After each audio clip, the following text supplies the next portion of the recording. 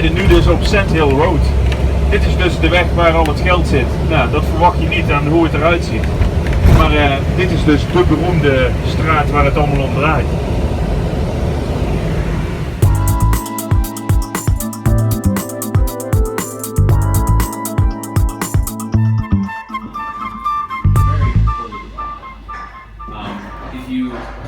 If you were to Google the Internet of Things, you would come up with a lot of images that look like this.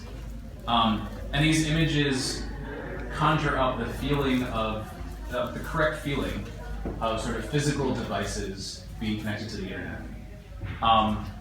But at the same time, they usually make no sense.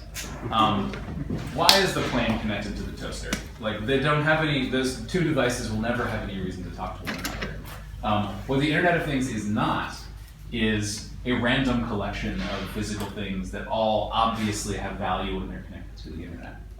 It is much more specific than that. So back in the early 80s, if you wanted to deliver a software application, you had to write it separately for every hardware manufacturer. The role that Windows came into play was to provide an abstraction layer, which is to say you don't have to know anything about the hardware, you don't have to know what processor is running, you don't have to know what memory it has, what the screen is, what the keyboard is.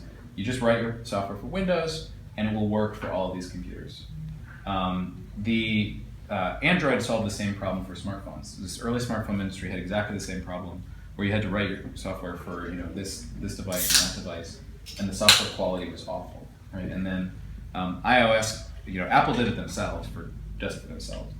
And then Android solved it for everybody else and said, now you can write software for Android and it'll work on all of these companies' phones. In those cases, the OS lived inside of the physical device because all of the hardware is connected. The interface, which is the screen and the keyboard, and all of the hardware is all connected via copper wire. So all of it runs inside this box. Internet of Things is different. If this is my device and it's out in the field, it doesn't have an interface. The interface is my phone, right? And so now, if I'm going to abstract the connection between the interface and the hardware, it's no longer an OS that lives in this device or in this device. It lives in the space in between. Part of it lives here, part of it lives in a server, part of it lives on the mobile phone.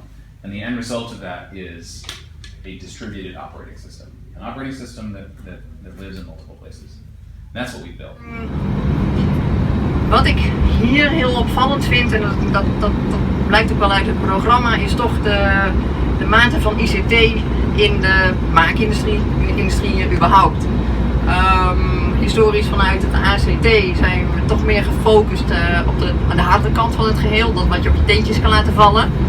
Maar met de hele smart industrie beweging is ICT natuurlijk nog weer belangrijker geworden. En wat ik hier heel mooi vind is dat je ziet hoe dat invloed kan hebben op de maakindustrie. Ik vind het wat dat betreft ook wel weer frappant dat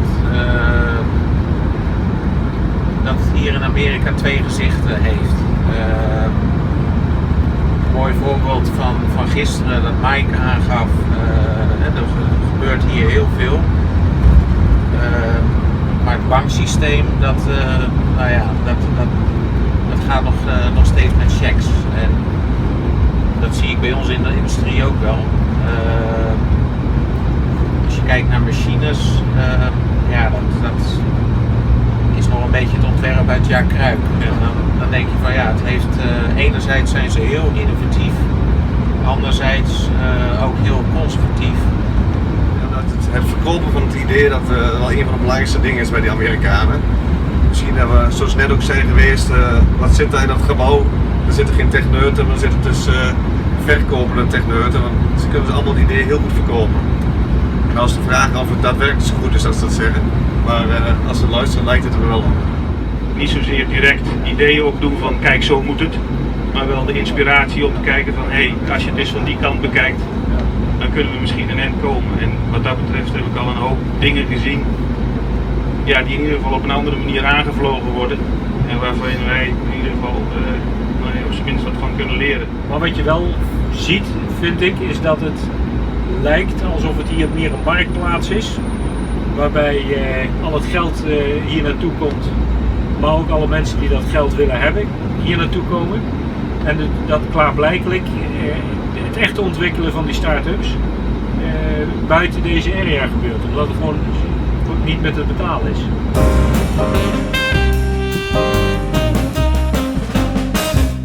And advertising.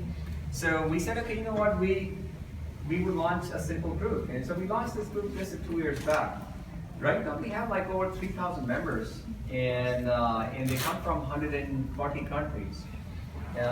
Every continent, I don't know, except Antarctica probably or something. Yeah, but literally, yeah, we have from the Asias and the Americas and the Europe and Latin America and Africa.